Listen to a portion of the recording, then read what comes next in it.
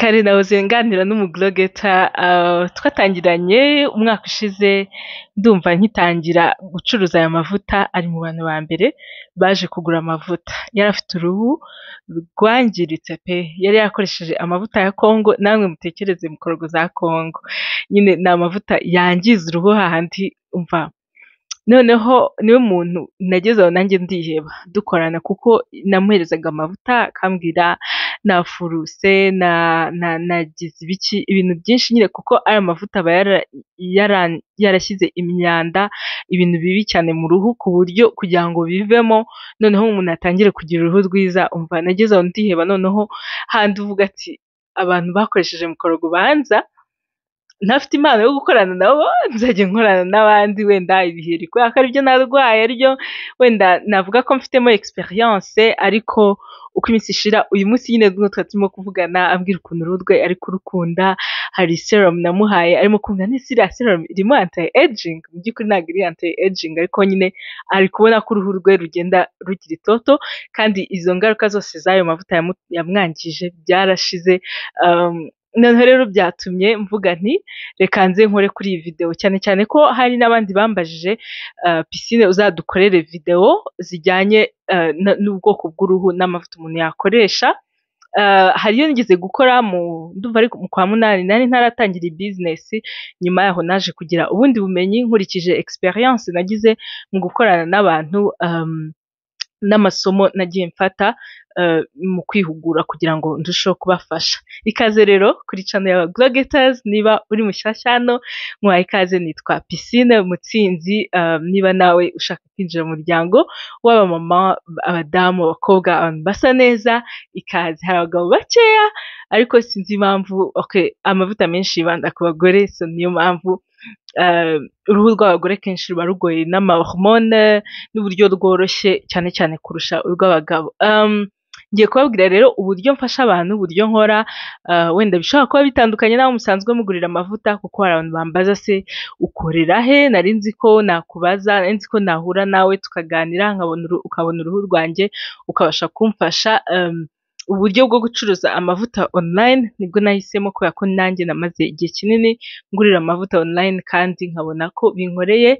Ikindi kandi bimfasha kubasha, urumva business nshyashya winjiyemo, amavuta tucuruza aturuka hanze, amavuta aca mu nzira zigoye kugira ngo nyine atugereho. Gutoranya usanga dufite amavuta menshi y'ubwoko bwose bwinshi cyane atandukanye. Urumva rero kuraninga business mu bintu byose biba biri behind, no guhura n'abantu, no gutangira iduka, no kugira gute, ni ibintu ntarageraho. Mu gihe ntarabigeraho rero nkorera online kandi bigakunda. Ubwo ndagira ngo mbasobanurire, noneho niba uri kureba iki kiganiro ukabona nimero zanjye, unsange uzi ngo umuntu ngiye gusanga noneho akora gutya, ni uburyo yamfashamo, cyane cyane ko ari kuri WhatsApp, ni consultation iri online niko nabyita. Hari abantu bambaza se warabyize? Mu by'ukuri akenshi ibintu by'amavuta nabitinzemo kuko namaze igihe mfite uruhu rungora. Nyuma yaho rero umwaka ushize mu kwa 12, maze nk'amezi 3 ncuruza, nibwo naje kubona ko hakenewe noneho ubumenyi, kubera ko naje gusanga ibyo nari nzi mvuga ngo oily skin, ngo uruhu rw'amavuta, uruhu rwumye, uruhu combination cyangwa se ruvanze, uruhu ruri normal, ibyo ngibyo nibyo nababwiye muri video y'ubushize. Naje gusanga kuri terrain, kwa ground, bitandukanye cyane. Hari umuntu nyine urumva nk'uwo nguwo hydroquinone yangije cyane, ntabwo mu by'ukuri bavuga ngo uruhu rwe ngo ni urw'amavuta, ngo ni urw'iki, uruhu rwe ruri damaged, urumva rufite iyindi classification yarwo. Hakaba undi muntu ufite uruhu ruri gukura, urumva nawe aratandukanye cyane n'umuntu, no kuvuga ngo uruhu ruri dry, ntabwo dryness afite cyangwa se uburyo uruhu rwe runaniwe, rushaje, ari ukuvuga ngo ni ubwoko bwarwo, ahubwo wenda ni imyaka, ni hormone. Hakabaho abandi bantu bafite amapores arangaye, utwenge turangaye, wenda bitewe n'amavuta bakoresheje cyangwa se bitewe n'igihe barimo, bitewe n'indwara runaka. Ibyo bintu rero byose naje gusanga kuba wavuga ngo uruhu ruri dry, uruhu ruri normal, uruhu rufite amavuta, ntago bihagije. Hari ubundi buryo butandukanye rufite imyobo rwakize ibiheri ariko ugasanga wenda byamusigiye imyobo cyangwa se n'izindi mpamvu, ukabona uruhu ntabwo runyerera nyine nk'uko uruhu rwakabaye. Urumva icyo gihe ntabwo wavuga ngo uru ni uruhu rw'amavuta ngo rufite ikindi kibazo, ruri dull. So usanga ubwoko bw'uruhu butandukanye, ari uruhu, hari uruhu noneho ruba ruri oily ariko ntabwo bihagije, ubu umuntu wenda ari ku miti ya muganga. Hari nk'abantu bansanga, hari iyindi success story mfite nawe y'umuntu wansanze yarivuje afite imiti, afite imiti nanjye mbona yaba indi nyine ndeba nkavuga iyi ngiyi yakaba igukiza ariko atarakize, noneho muhereza amavuta, mu by'ukuri ubu ngubu yarakize, afite ibiheri bigoye cyane cyane, ariko ni umugorogeta w'Urusizi arabizi, ubu ngubu uruhu rwe rumeze neza. Icyo gihe impamvu amavuta namuhaye ntekereza ko yamukishije nuko nabanje kwibanda kuri barrier repair cyangwa kuri skin barrier ye, kuko nabonaga imiti yose akoresha iri harsh, ni imiti iza yego ikamuvura ariko irakomeye ku buryo iza, mbese ni nko kuvuga ngo irakuba uruhu kandi uruhu rwe rurwaye, bivuze ngo yarakeneye moisturizer kugira ngo uruhu rwe rubanze rugire ayo mazi, kuko uruhu ruba ni nkaho ruba rufite inyota, ruba rushonje se cyangwa iki. Ubwo rero njyewe business model yanjye, murabizi ko business yanjye nahise Glow Kits kubera ko ntanga kits ni ukuvuga ngo ntabwo ari ikintu kimwe, ni ibintu bibiri cyangwa bitatu bihuriza hamwe kugira ngo biguhe uruhu rwiza. Murabizi mbereka amavuta nkoresha ko aba atandukanye, ari sunscreen, wenda cleanser, toner, ibintu nk'ibyo. Ubwo rero akenshi iyo uje ugana piscine ushaka ko mufasha kugira ngo tugendane urugendo rwo kugira uruhu rwiza, ikintu cya mbere nakubwira ni uko akenshi ntabwo nzaguha amavuta amwe. Impamvu ni uko amavuta amwe adakiza, ibintu biba bigomba kunganirana. Hari umuntu uza akamwe ngo ndashaka amavuta nisiga kuva amaso kugera ku birenge, ankiza ibiheri, ankiza gusaza, ankiza atuma uruhu rwanjye rucya, ibyo bintu byose nta mavuta ngewe ntanga akikora ibyo bintu byose. Umuntu uzaguha ayo mavuta akanagukorera ibyo bintu byose, ayo mavuta ntabwo azaramba, ntabwo izo resultat ziramba, kuko ayo mavuta ntabwo abaho. Uruhu rwo mu maso rutandukanye n'urw'ahandi, ikindi nta mavuta arimo ibyo bintu byose aza akabikorera icyarimwe, keretse abantu bafite uruhu ruri normal nibo kenshi hari amalotion amwe namwe, nabwo murabizi ko nibanda nko ku ruhu rwo mu maso, amavuta make cyane ashobora gukora ku mubiri no mu maso, ariko nabo abenshi baba bafite ikindi kintu cyunganira ayo mavuta, cyane cyane nka sunscreen. Sunscreen nta muntu utayigira, nta muntu ntazayiha, ibyo byo rwose muzabimenya. Ikindi kijyanye n'ibiciro, amavuta naje gusanga brand ziteye imbere ziri hejuru, akenshi amavuta abagura nk'ibihumbi 35 kuzamura, ugasanga wenda ukeneye moisturizer hamwe na sunscreen, kuko ntago amavuta amwe nabisobanuye ko adakora. Ubwo rero hari umuntu uza akambwira ati amavuta adahenze kuri njyewe nuza ungana uzamenya ko ari guhera ku 35 kuzamura niyo mavuta adahenze. Ubwo utekereza munsi yayo ntago twakorana, kuko njye marahisemo brand nziza. Afite amavuta ntazisiga, nta muntu nzayacuruza kuko ntago bikunda. Ikindi nababwira rero nuko icyo nakwita chat yanjye n'umukiriya aba ari mu by'ukuri, njyewe mba ntekereza ko ari nka consultation, ntago yego duhura, ariko muri njyewe iyo mbonye ifoto akenshi ntekereza uko uruhu rwawe rumeze kandi nkagufasha, cyane cyane ko hari abantu baba batari hafi aha ngo duhure. Ariko hariho igihe nkora meet and glow, nk'ubushize narayikoze, n'ubu ngubu ndayipanga muri iki gihe cya summer. Ubwo rero usibye meet and glow nta kundi kuntu twahura face to face keretse chat, ukama ifoto nkareba. Rero buri chat cyangwa se buri interaction ngiranye n'umukiriya mba nibuka uko uruhu rwe rumeze. Hari systeme ngenda kenshi nandikamo kanaka muhaye amavuta ya naya, kugira ngo mu gihe runaka nagaruka nzamenye ikindi kintu namuhereza. Ufite course nakoze ya formulation, ntabwo ngiye nenda kuzakora amavuta ngo nyivangire, kuko hari amalabo menshi nizera akora amavuta meza kandi afite technology ihambaye, akenshi niyo mavuta ncuruza. ariko nize uburyo ayo mavuta bayavanga n'uburyo akorana kugira ngo abashe kuguhereza uruhu rwiza. Uruhu rwanjye rwari improvinze ku bantu batangiye urumuri ruri kugenda, ku bantu batangiye kureba video zanjye n'uyu munsi murabibona ko hari ikintu cyahindutse. Ubwo rero nibyo namwe njye nambakorera, niyo mpamvu akenshi iyo nsanze nkubaza ngo ukoresha ayo mavuta kugira ngo menye uruhu rwawe rumeze gute, kuko abenshi abanyarwanda benshi ikibazo gikomeye cyane ni skin barrier, kubera ko umwe yisiga amavuta atukuza, hari amavuta menshi cyane abantu babahereza yangiza uruhu, za essence de beauté n'ibindi byinshi, hakabaho noneho abandi bantu bakoresha amavuta ari naturel ariko menshi atari ngombwa. Ugasanga umuntu aje kumbwira ati ndashaka vitamine C, ndashaka na retinol, mu by'ukuri uri gukoresha salicylic acid nk'eshanu, iri muri creme, iri muri cleanser, iri muri mu kindi kintu, ukora over exfoliation, noneho ugashaka iyindi ingredient ikomeye nka vitamine C. Akenshi ibyo bintu biba bigoye ku buryo uruhu rwawe ruba rwarabanje kwangirika. Niyo mpamvu kenshi njyewe buri interaction mbavuga ngo tubanze skin barrier yawe imere neza, nkwereze wenda creme runaka irimo hyaluronic acid wenda na niacinamide kugira ngo uruhu rwawe noneho urugaburire. Ikindi noneho tuzakoreshe serum kugira ngo ubashe gucya, ubutaha wenda dukoreshe iki kugira ngo ukure amatashe, tujye kuri sunscreen iri avance se, tujye kuri formule yindi nka retinol, nazo zigira amaformule atandukanye, hari ziri gentle n'izindi zikomeye bitewe n'abantu.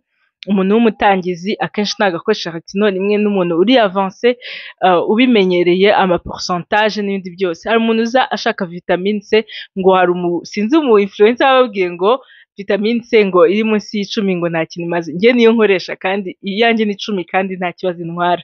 Urumva ukaza umbaza 23 kandi mu by'ukuri wisiga amavuta yakwangirije skin barrier, urumva ibyo ntabwo biba biri bujyane. Ubwo rero umuntu ushaka ko dukorana, ushaka ko namufasha kugira uruhu rwiza, ni ukuza abizi neza ko buri interaction, buri byumweru 3, buri kwezi, bitewe n'amavuta naguhaye, mba nibaza ko hari ikintu cyahindutse cyangwa se bimeze gutya, ngomba kuguhaya, tugomba kwimukira kuri iyi formule, tugomba kugira gutya. Ntabwo byose bibera icyarimwe, icyo ni cya mbere, ni urugendo.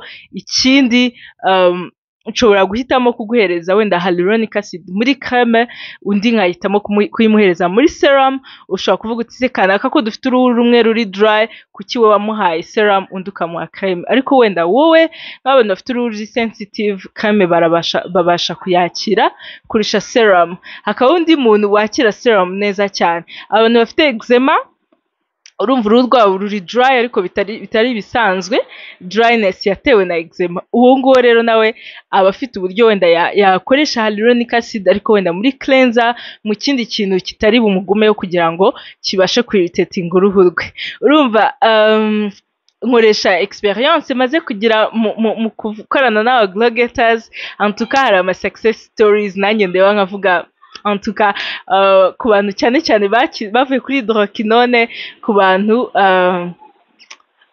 bakize ibiheri, n'abantu bakoresheje anti-aging bakagira uruhu rwiza, handi abantu bamubwira ati umva wabaye bebe kabisa. Izo success stories zituma mvuga nti reka ndusheho noneho kudavuga ngo dry skin, oily skin, ahubwo noneho ngende deep, nkurebe wowe ubwawe Clarisse kanaka, mvuge ngo ese uruhu rwawe rukeneye iki, rugeze hehe, bimeze gute na gute.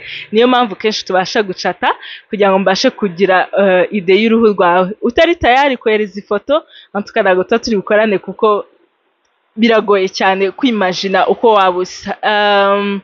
Kugeza nyine igihe nzaba wenda mfite ahantu buri munsi muzajya muza mukansanga, nabyo ntekereza ko bizajya bisaba appointment kugira ngo mbashe kubitaho neza.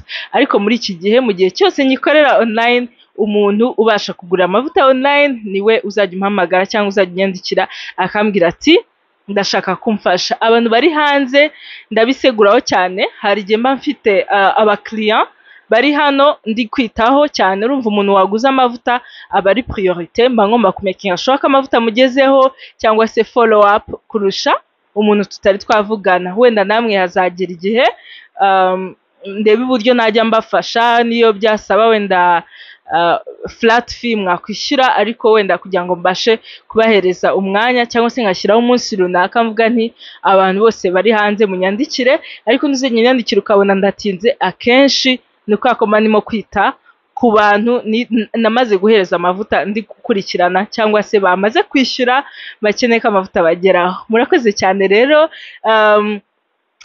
Urumva niba wenda wowe naraguhaye Centella Asiatica, mugenzi wawe nkamuhereza Cicaplast Baume, undi nkamuhereza na Niacinamide, bya bintu byose mpora mvuga, hyaluronic acid, ni ukubera izo mpamvu, ni uko mbanzi ko uruhu rwawe rurenze kuba ruri dry. Abantu bagura ama CeraVe bakunda kuvuga ngo umaye CeraVe ya dry skin, umaye CeraVe y'iki.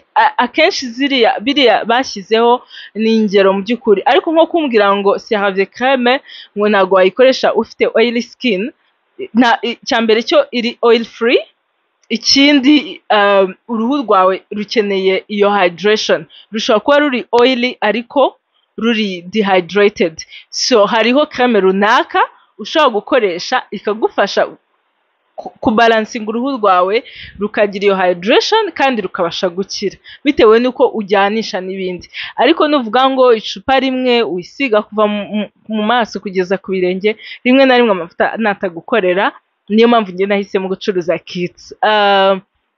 Ni ibyo ngibyo ngira ngo nagira ngo mbabwire. Ku muntu wenda uzashaka vitamine C, ashaka iki, hari uburyo bwinshi cyane bwo kubrightening uruhu, bwo gutuma uruhu rucya rukagira eclat nziza. Ntabwo ari ngombwa vitamine C, ntabwo ari ngombwa iki Centella Asiatica cyangwa iki, ni ngombwa ikijyanye n'uruhu rwawe. Iyo bitaragukorera n'urugendo, ubutaha dushobora kwintroducinga toner akaba ari gukorera igafatanya na bya bintu wakoreshaga kurushaho gusa neza. Nk'uwo mu blogger wari urwaye ibiheri, namuhaye CeraVe PM bwa mbere na cleanser, hariya nihe cleanser namuhaye, biramufasha ariko ibiheri biguma bitunguka kubera ko yaragifite pores zifunze. Icyo gihe muhereza iyindi cleanser, niyo yes yarafite iyindi cleanser mbona ari nziza, ariko mbona ntimukoreye muhaye iyindi, noneho ituma resultat ziba nziza kurushaho.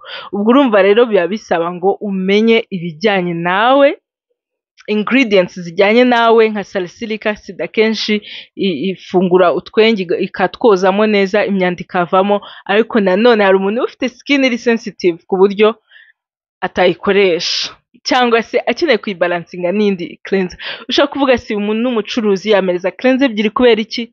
Hari igihe ingredients shaka kuguha itaba delivered muri serum, kubera ko wenda serum iri fort cyane iri bwinjire mu mubiri wakagumamo, ariko yaba delivered muri cleanser kubera ko yikaraba ikaba yagufasha kurushaho. Niyo mpamvu akenshi iyo nsanze nkagufasha, tugenda tureba uruhu rwawe bikarenga kuvuga ngo uruhu rwawe ni rw'amavuta, uruhu ruri dry, ni uruhu rumeze gute, cyangwa se yamahama avuga ngo uruhu ruri dry rukoresha lactic acid, uruhu ruri dry rukoresha hyaluronic acid. Ese hyaluronic acid ije noneho mu yihe form? Ije muri cleanser, ije muri toner, ije muri serum? Ese ni ukubera iki? Akenshi bikurikiza sensibilité, bigakurikiza kit ufite, ibyo usanzwe ukoresha. Niyo mpamvu umuntu wese mubaza ati ukoresha he mavuta, abenshi ugasanga uruhu rwamaze kwangirika kubera swat hydroquinone over exfoliation. Ubwo rero ikaze ni buri mushyashya ukaba ubaye interested umva twakorana, wanyandikira hanyuma ugakurikiza nkuko nkubwiye, ukambwira amavuta usanzwe ukoresha, ukaba wama ifoto yawe tukaba twakorana. Bibaye bikugora ushaka kugurira ku muntu muhura mu maso ku maso, iyo commitment ngiye ntago ndayigeraho. Murakoze cyane, mugire umugoroba bwiza. Bye, ndabakunda cyane. Video nizigaruka ukore subscribe kugira ngo ujye urushaho kureba video. Wahamagara nimero ushaka kugura amavuta, umuntu ushaka ko murangira akajya kugurira amavuta ahandi, ntabwo iyo service nyitanga. I am so sorry. Kiretse abantu bari hanze, ariko nabo ndacyashaka uburyo nababonera umwanya kuko biragoye cyane kubasha kwita ku muntu uri hano uri bukugurire w'umukiriya ndetse n'umuntu utahari. ushaka kubaza nyine nawe kugira ngo abashe kugira cyane cyane ko iyo nemeye kugufasha inshuro ya mbere nkakubwira ati genda ugura ibi n'ibi n'ibi n'ubutaha uzagaruka ukambaza uti ko naguze ibi bizagenda gute, urumva izo follow up zose ndacyashakisha uburyo twakorana. Murakoze cyane, bye.